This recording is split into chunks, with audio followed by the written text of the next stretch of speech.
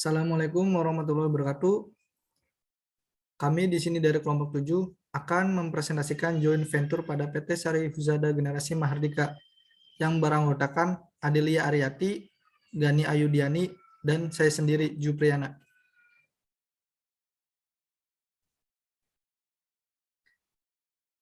Yang pertama itu latar belakang.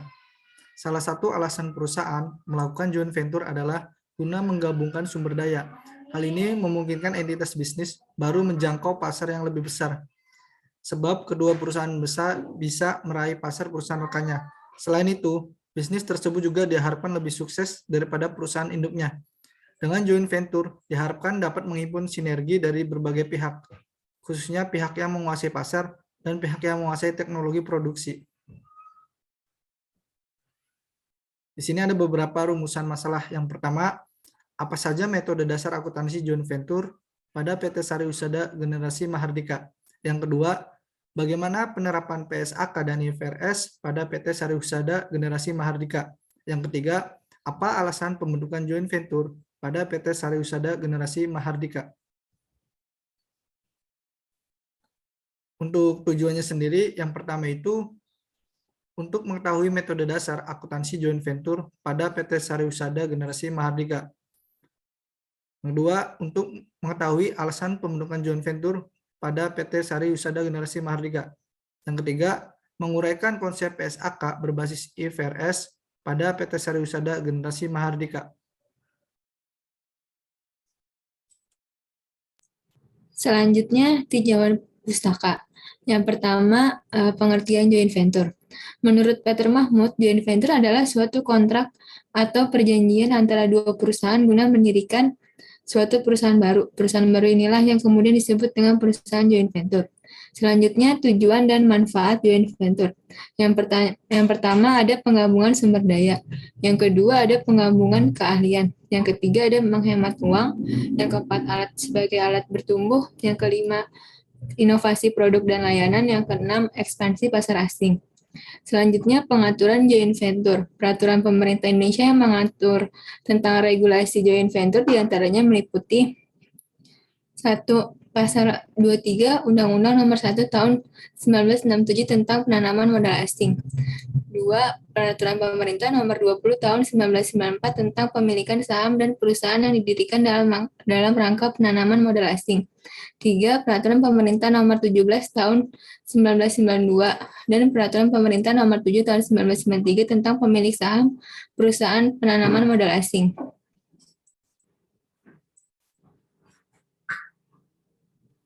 Selanjutnya, profil perusahaan. Nama perusahaan yang kami jadikan objek proyek akhir ini yaitu PT Sari Husada Generasi Mahardika. Jenis perusahaannya yaitu joint venture atau minuman nutrisi. Tahun berdirinya itu tahun 1954, keanggotaannya itu ada PT Kimia Farma dan juga PT Tiga Raksa. Produk yang dihasilkan itu susu pertumbuhan SGM, susu ibu hamil, dan menyusui Laktamil. Entitas hukumnya itu, Sari Husada adalah perseroan terbatas dengan nama asli PT Sari Husada Generasi Mahardika dengan wilayah operasi di Indonesia. Wujud perseroan terbatas telah dipergunakan sejak 28 September 1972 dengan nama PT Sari Husada. Jumlah karyawan lebih dari 1.000 karyawan yang aktif.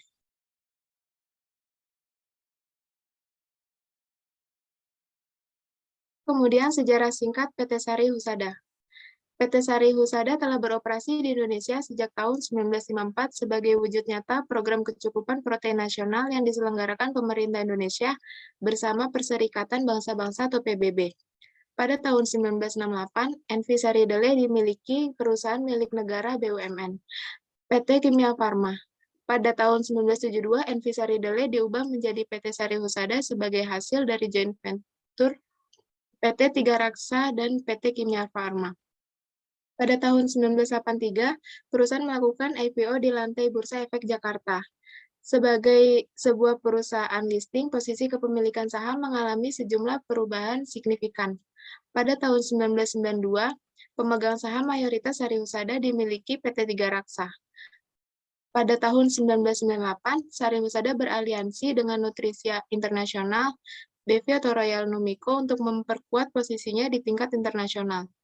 Di tahun 2007, Sari Husada resmi keluar dari Bursa Efek Jakarta atau BEJ dan Bursa Efek Surabaya atau BES dan merubah status dari perusahaan publik menjadi perusahaan tertutup. Kemudian pada tahun 2008, Danone Group memperoleh Royal Nomico sehingga menjadi pemegang saham mayoritas di Sari Husada.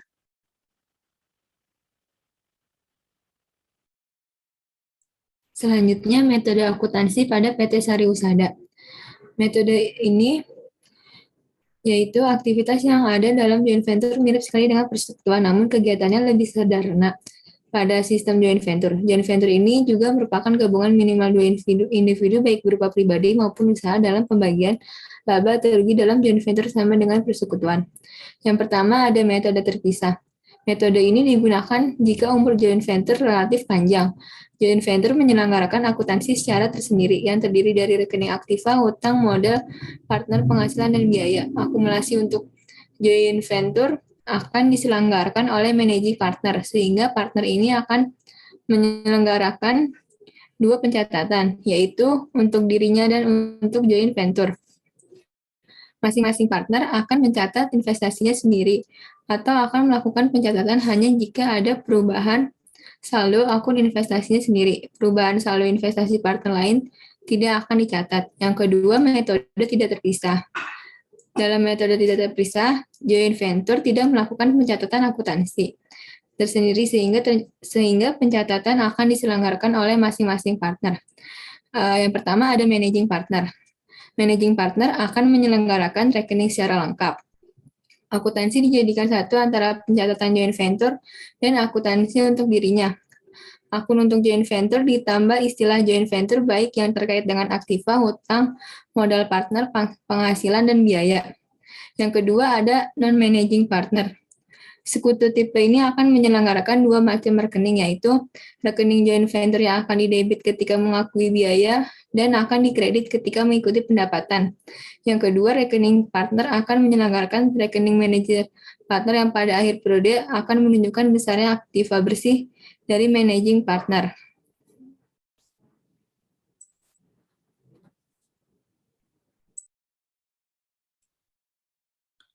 Penerapan PSAK dan IFRS joint venture pada PT Sari Husada.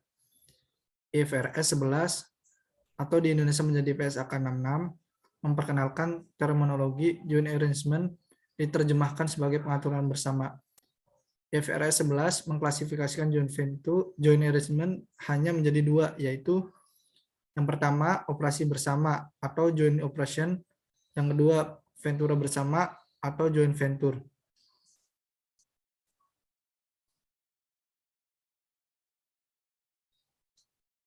PT Sari Husada merupakan ventura bersama atau joint venture antara PT Kimia Farma dengan PT Tiga Raksa dengan persentase kepemilikan modal adalah 55% oleh PT Kimia Farma dan 45% dimiliki oleh PT Tiga Raksa. Jumlah modal tertanam seluruh adalah sebesar 350 juta, namun secara operasional PT Sari Husada baru menjalankan usahanya pada tanggal 1 Oktober 1972 dengan memanfaatkan fasilitas penanaman modal dalam negeri atau PMDN.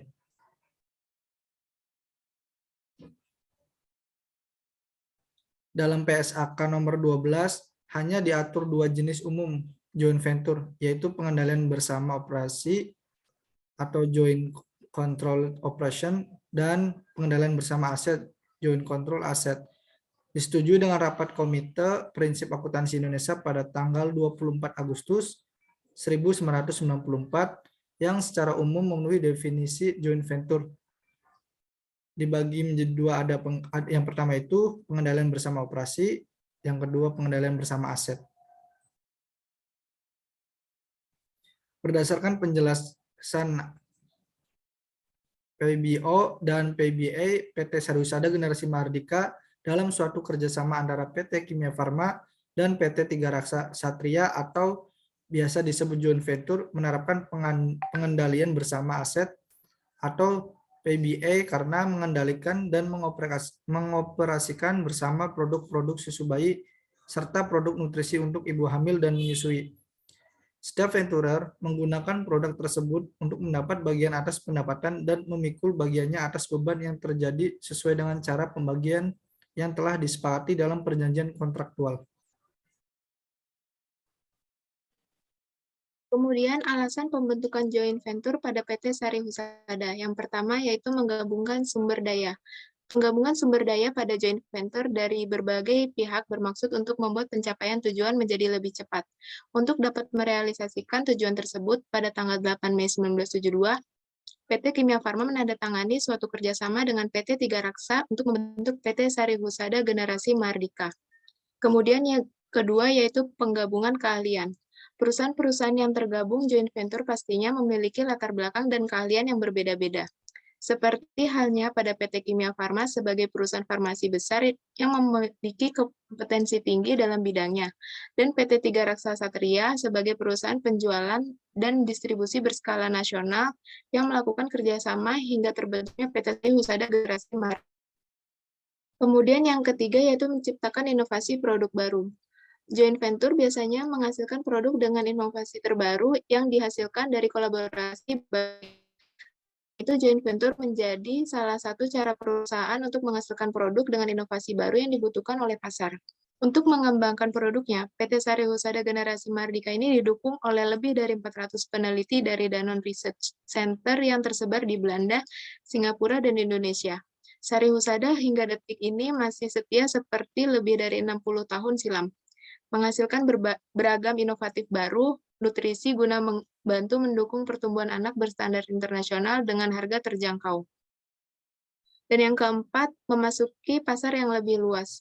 Kolaborasi dan kombinasi dari perusahaan membuat perusahaan-perusahaan yang terlibat dalam joint venture dapat memasuki pasar dengan cakupan yang lebih luas, seperti yang dilakukan bisnis lokal untuk berekspansi ke pasar asing dengan memanfaatkan jaringan-jaringan yang mereka miliki.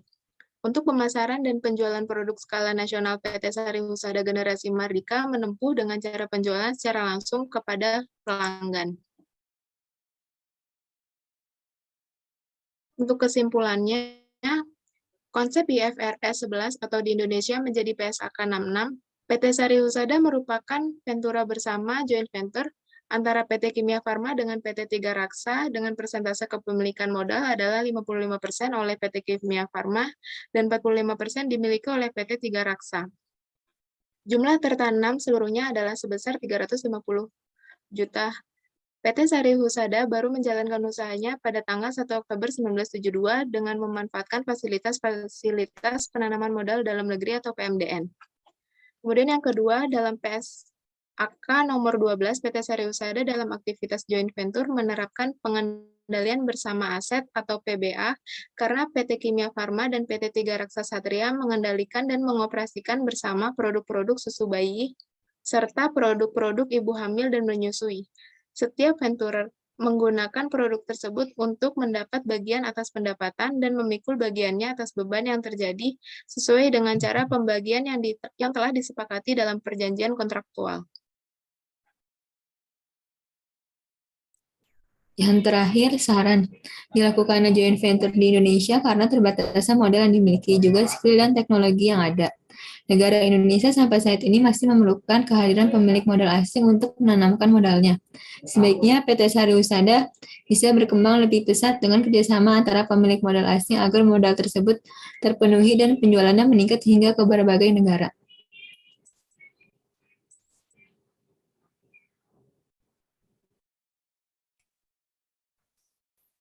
Itu saja yang dapat kami sampaikan. Kurang lebihnya mohon maaf. Wassalamualaikum warahmatullahi wabarakatuh.